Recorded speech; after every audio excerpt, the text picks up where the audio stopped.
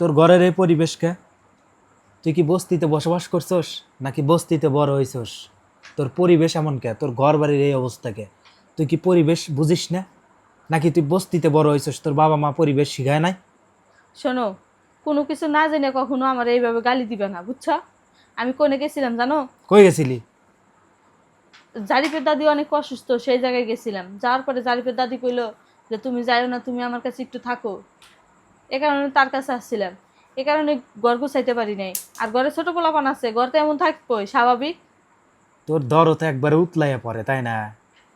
আমাদের তো দরদ ঠেকে না, তোর এত দরদ উতলাইয়া পড়ে কিসের জন্য? আর ওর দাদির অসুখ আমি জানি না, তুই জানিস?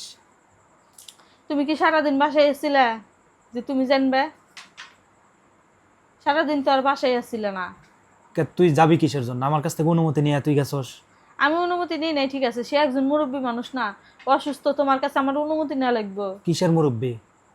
শাশুড়ি তো একজন মা, তাই না? তোমার মা মানেই তো আমার মা। তোর মা ওই ব্যাপার, আমার মা না, পেশাল পারিস না। এলে কি কথা কও? জন্ম দিছে তারপরে এত বড় কথা কও কিসের লাগে? জন্ম এমনি কি দিছে। হাত পা বড় হইছে? হাত পা তো এমনি বড় হয়, হাত পা এমনি বড় হয় না? একটা গাছ লাগাইলে তো গাছে পানি দিলে এমনি বড় হয়। ওই ওই মানুষও পানিটাই তাই। দেয় কেডা? দরদ একবার উতলে ওই পড়ে। পানিটাই দেয় কেডা? এই, পেশাল কম। আবার কথা কও কিসের আমি লাগে? একটা কিসের কথা কই, পেশাল কম? একটা একটা মায়ের যদি 5টা সন্তান হয়, সেই 5টা সন্তানকে সমান চোখে দেখা উচিত না? উচিত। আর সেই 5টা সন্তানের মধ্যে যদি একটা সন্তানকে যদি মাথায় তুলে রাখা যায়, সমস্ত তোমার ধরো হচ্ছে সঞ্চয় যদি সেই সন্তানে একজন ভোগ করে বা একজনের দেয়, তাহলে সে কিসের মায়ের মাও আর কিসের অধিকার আদায় করতে চায় অন্য অন্য সন্তানের কাছে? দেখ, আমি আমি সেটা কোনো কথা বুঝি না, বুঝছো? অসুস্থ, তুমি যা দেখে আসবে। আর আর একটা কথা, তার অধিকার আছে তোমার প্রতি, বুঝছো?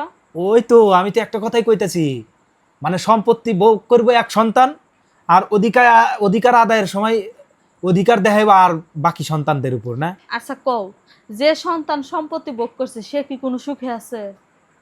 কও। সেই সম্পত্তির মধ্যে কি আমাদের কি ইয়া নাই, হক নাই? আছে, কিন্তু সে কি, সে যে তোমার কাছে চারজনের সম্পত্তি মানে ভোগ করে একাই খেতেছে, সে তো তোমার সাথে অন্যায় করতেছে, তাই না? তোমার ভাইয়ের তো দরকার ছিল যে আমার ভাই করে দিয়ে খাওয়া। ভাইয়ের দরকার কিসের আবার? এখানে সম্পত্তি ভোগ করে খাওয়ার ইয়া সুযোগ দিছে কেডা? আর তোমার মাও দিছে, আবার তোমার ভাইও নিছে। তোমার ভাই আবার কোন বিবেকে খায়? একটা কথা মাথাত রাখো, যে কারো সম্পত্তি মেরে খালি কে কোনোদিন সুখী হতে পারে না। তোমার ভাই কি সুখী হয়েছে? এতগুলো সম্পত্তি মেরে খাচ্ছে, তাই কি সুখে সুখী আছে? থাকুক না থাকুক, আমার মা দিল কিসের জন্য? আমাদের যদি 10 টাকা হয়, 5টা সন্তানে 2 টাকা করে ভাগ করে দিতে হইব।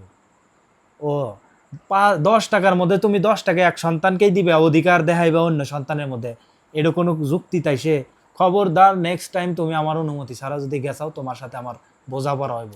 আমি একটা কথাই বুঝি, তুমি স্বার্থকে না ভালোবাসে তুমি তোমার মায়েরে ভালোবাসো।